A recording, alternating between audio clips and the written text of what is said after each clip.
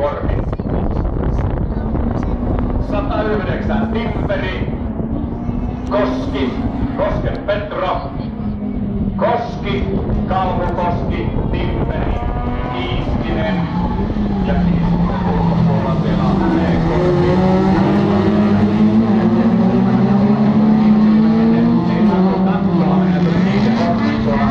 Timperin alustonsa ja ilmeisesti jotain piirretään näyttää tällä hetkellä syyttä.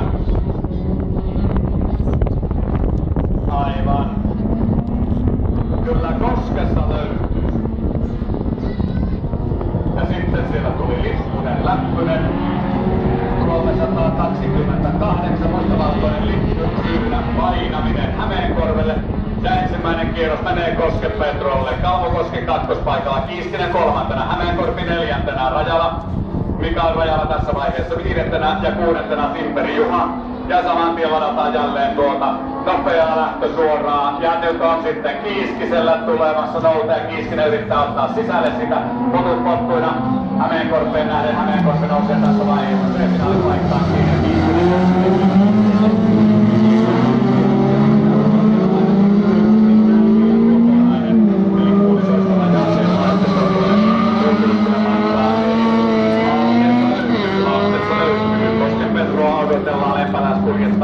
Ja Petro, mutta Kalmo on noussut aivan haastamaan Koskea tässä vaiheessa eroa muutama hassumetri. Kun toiseksi viimeistä kertaa palataan jälleen maalisuoralle ja edelleen järjestyksessä 36 Petro Koski, 174 Tapani Kalmo Koski, 328 Juha Hämeenkorpi, 344 Samuli Kiiskinen, 353 on sitten Mikael Rajala. Ja vielä yksi sitten selän takana, eli Timperi. Ja mikä Kalmukosken auto räjähtää, se oli sitten merkitsee sitä, että muut pystyvät petraamaan sijoitustaan yhdellä. Eli Kalmon auto sitten poksahtaa ja Kalmo varmaan siirtää sitten tuolta saman tien alkupariin puolelle.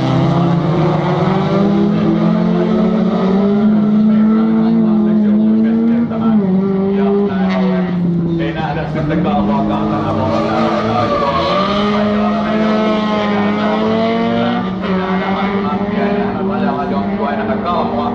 Taitaa mennä aika lailla uusiksi koko viime vuoden finaalistin.